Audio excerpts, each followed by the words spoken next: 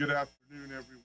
Go ahead and call the meeting to order of the MPO Policy Board for the Area Plan Commission of Tippecanoe County here at January 8th, 2026. The first item on the agenda is roll call. I will conduct that at this time. Aaron Easter. Present. Jody Hamilton. Here. Tracy Brown. Present.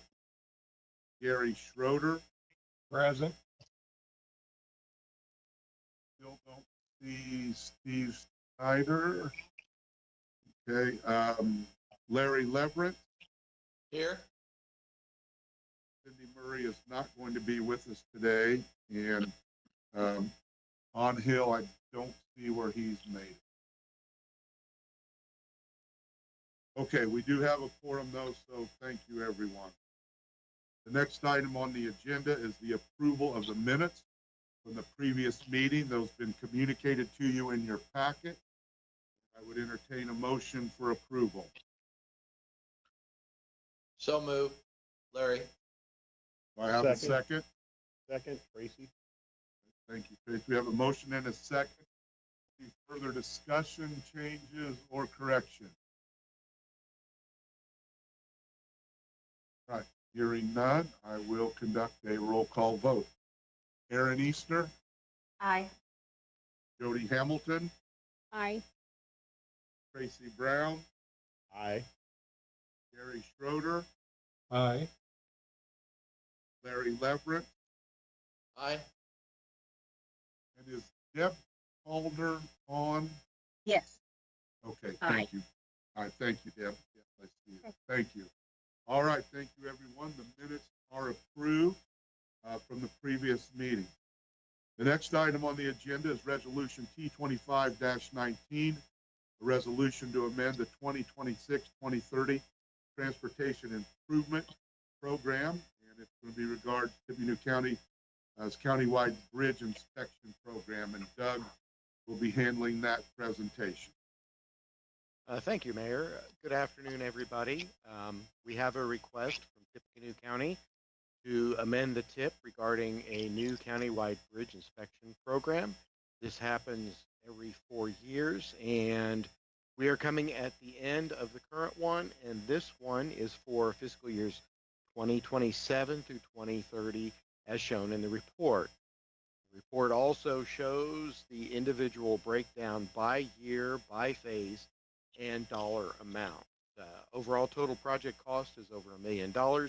And of course, federal funds are being paid for most of this inspection requirement. The Technical Transportation Committee did review this request at their meeting last month and recommended approval. And APC staff also recommends approval of this amendment. Are there any questions or comments? All right. Thank you, Doug. Hearing no questions or comments, we'll go ahead and vote on the resolution T25-19. Aaron Easter. Aye. Jody Hamilton. Aye. Tracy Brown. Aye. Gary Schroeder. Aye. Larry Leverett. Aye. And Deb Calder. Aye. Thank you, everyone. The resolution is approved. The next item on the agenda is Resolution T25-20, TIP Amendment Modification Procedures, and Doug will be presenting that. Again, thank you, Mayor. This is a request to amend the TIP, and we don't usually do this, but this came out of our federal certification review last year when they looked at all of our work, and one item they noted under the TIP was updating our amendment and modification policy. Last year, we did work and drafted a update to this policy, and not only did it include the process to amend it and modify the TIP, but also included a process in case an emergency amendment came up, or how to fix Scribner's errors. Once in a while, they do pop up. The amendment process itself specifically for amendments and modifications follow that of NDOT's STIP manual, and um, this has been reviewed by the Technical Transportation Committee the meeting last month. We also sent a request for review to NDOT and the Federal Highway Administration and Federal Transit Administration.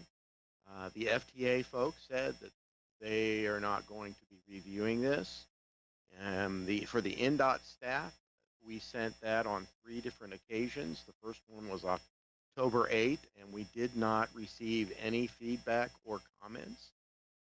The only comments we received from the Federal Highway Administration was asking or requesting if any comments were received by NDOT.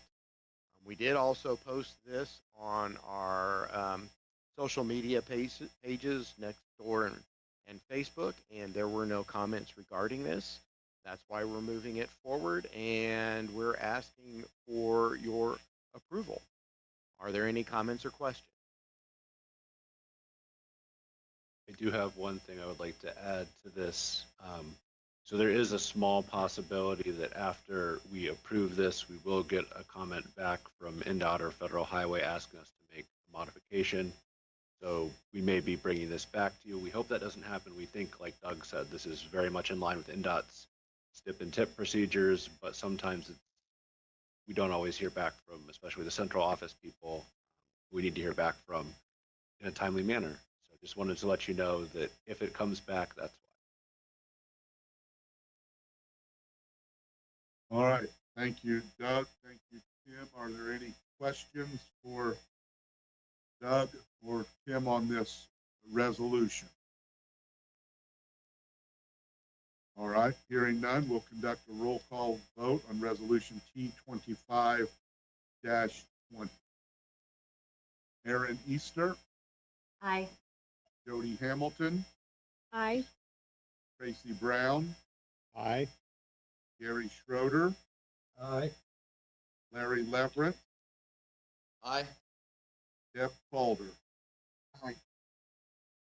The resolution is approved. Thank you, everyone.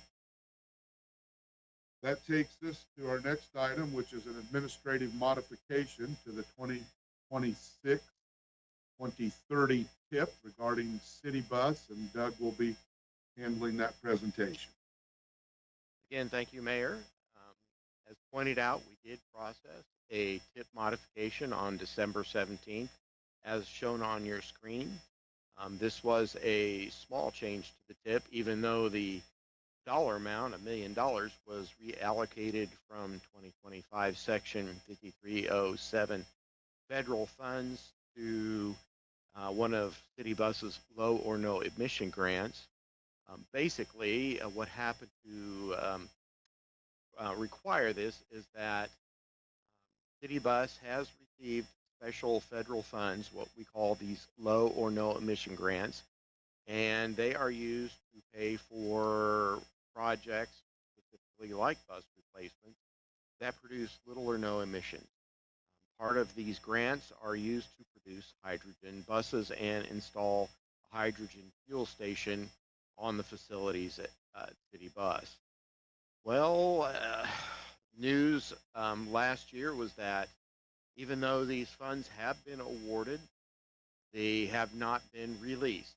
So City Bus, basically 2 years ago when they received the first grant, then waited and then started working on the project, suspecting that they would receive these federal funds, but they have not. For some reason, I don't know why, the Federal Transit Administration has not received or not released these funds, but work is been done and continuing, so we are moving these funds, the $1 million, to the low-no grant to pay for work that is already being done. I'd like to give Brian an opportunity. I think he was on here. If you'd like to add something as well. Thank you, Doug. So we had this submitted and all of the final pieces ready for execution with the FTA. Our region is Region 5 out of Chicago, and We had it in place by May 18th of last year, and it's been sitting since then. So we've inquired with Region 5 and have not been given a date where we could expect these funds to be released at this time. We're trying some alternatives with them to work out how we can get these funds released. But in the interim, we are about halfway through building our fueling station and need money from this grant to pay for some of those bills. So we are able to move some of the money that we have currently unobligated in our 2025 funds to pay for it. So this is an interim step that one of the staff members at Region 5 suggested we could try in order to at least not have overdue invoices. So that's why we're doing this. All right, thank you, Doug. Thank you, Brian. Anybody have any further questions for either one of those gentlemen? And Doug, this does not require a vote, correct? You're just simply bringing this to our attention. You are correct, Mayor. This is just for informational purposes. All right, one last time. Anybody have any questions?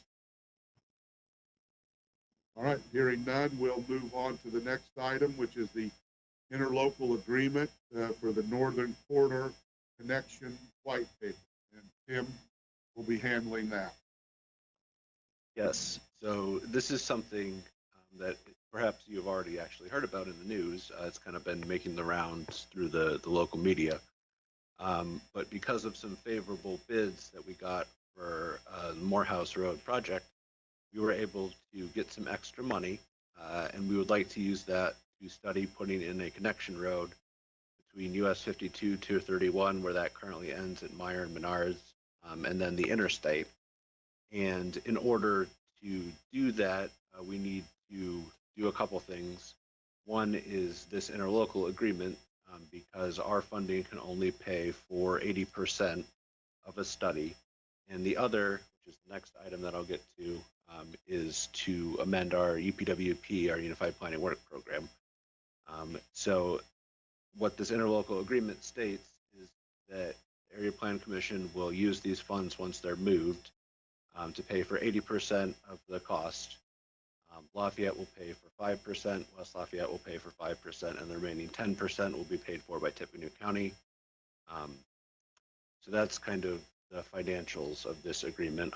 The study will be conducted in a couple phases. The first phase will be $100,000 worth of it.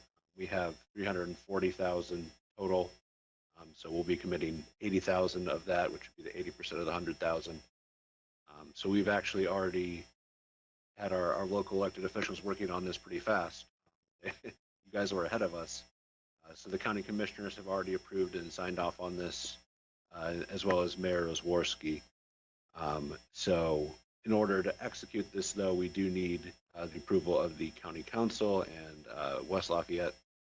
The version I'm showing is the unsigned version. Like I said, we do have signatures from Dave Byers and Mayor Osworski as well. So any questions about this? I know I kind of went through that pretty quickly. All right, thank you, Tim. Anybody have any questions on that? All right, Okay, hearing so none. Sorry, go ahead. I was just going to say I will circulate that to the remaining signatures to sign off on that. So I'm just going to go ahead and send this one via email since that's how it's been circulating. So Mayor Easter and Jody Hamilton, if you could be on the lookout for that in the next couple weeks, we'll get that moving around. Just wanted to let everyone know about that.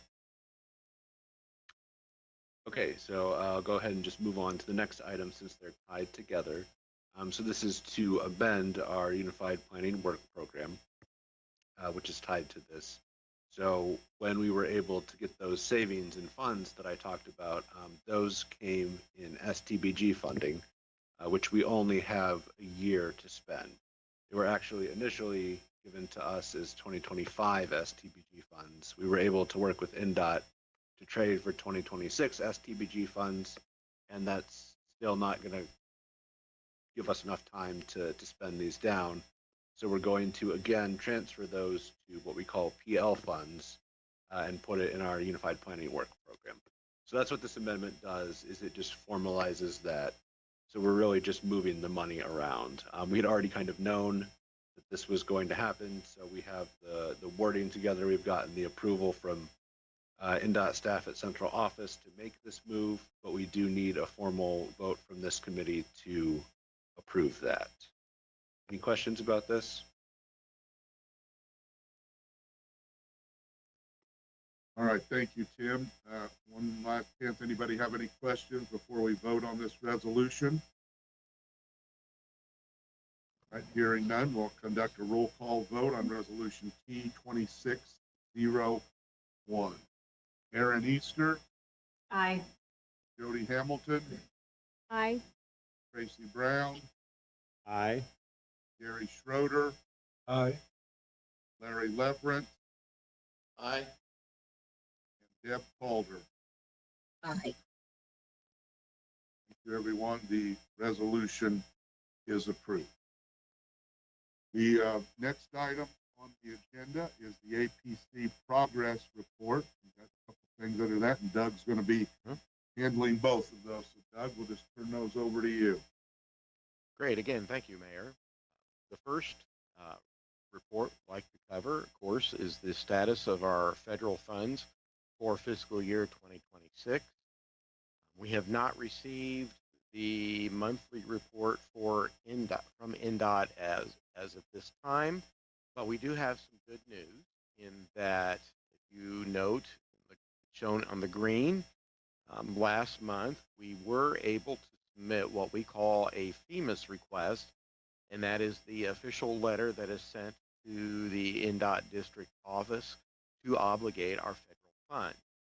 The specific project is Soldiers Home Road, the phase 1 portion, and it was for the right-of-way phase.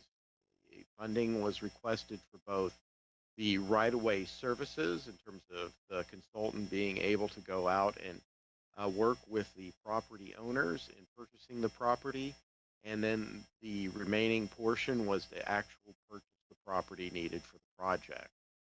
So some good news in that we have officially basically obligated a portion of our federal funds. So we are moving forward.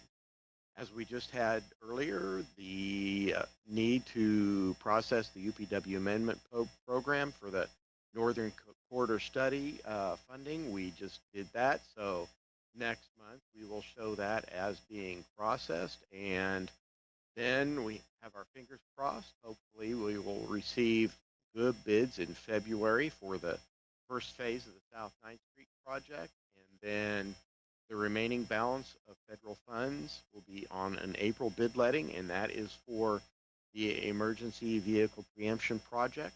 And those signals will be in West Lafayette or on the west side of the Wabash River. Are there any questions or comments regarding that? Okay, I'll go ahead and move on to the 18-month letting list. Normally, NDOT updates their web page in the middle of the month, and when I started putting this together here a few days ago, I looked, and unfortunately, NDOT did not update the list in December. So the only thing that I could check offhand was the first project, the US Auxiliary Lane project, and the specific information. The project was let, so up on the screen it shows what the engineer estimate was, who was the low bidder, and the amount. There were 5 bids, and the estimated completion date. The only other information I was able to verify, except for the future local projects, were projects 2, 3, and 4, and that those are on NDOT's bid letting project or opening for next week. The one, of course, the big one, State Road 225, the truss reconstruction or repair project, and then some patching on I-65, and then scour protection on State Road 38 at the South Fork of Wildcat Creek. Are there any questions or comments that I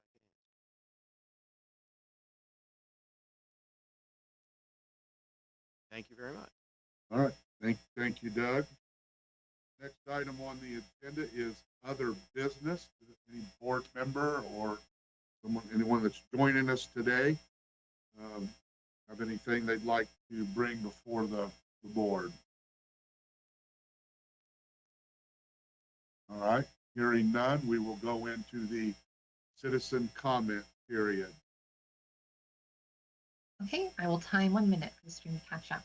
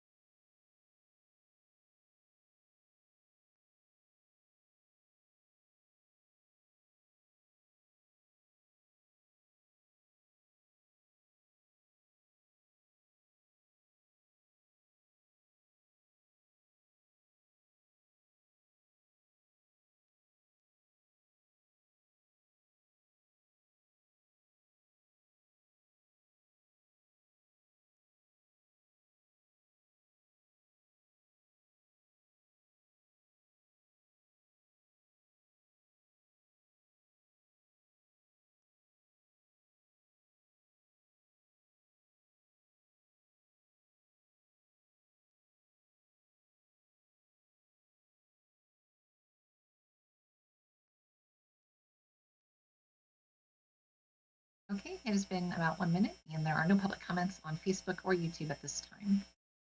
All right, thank you very much.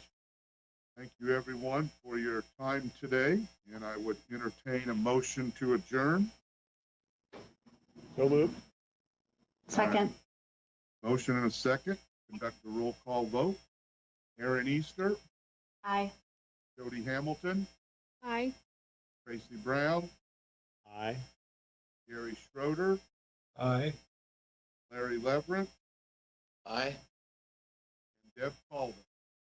All right, we're adjourned. Thank you, everyone. Enjoy the rest of your afternoon. Thank you. Thank you.